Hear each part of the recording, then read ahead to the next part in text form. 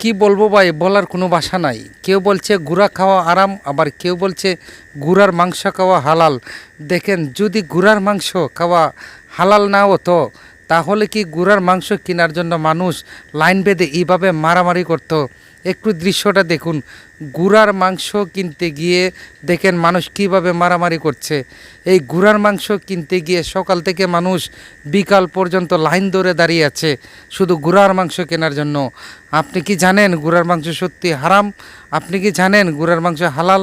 আপনি যেটা জানেন অবশ্যই একটু কমেন্ট করে জানাবেন।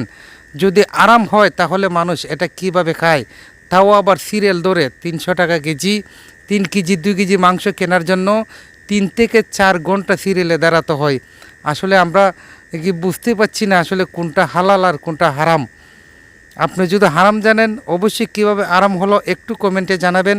আর ঘোড়ার মাংস যদি খাওয়া আলাল হয় তাহলে কিভাবে আলাল হলো একটু কমেন্টস করে জানাবেন। সত্য ঘটনা আপনাদের সামনে তুলে ধরার চেষ্টা করি, একটু দেখুন। আপনি যে হারাম বলছেন কেন বলছেন, কিভাবে বলছেন, আরাম হলে কিভাবে তারা খাচ্ছে, কিভাবে খাচ্ছে সেই বিষয়ে একটু জানাবেন। ভালো থাকবেন।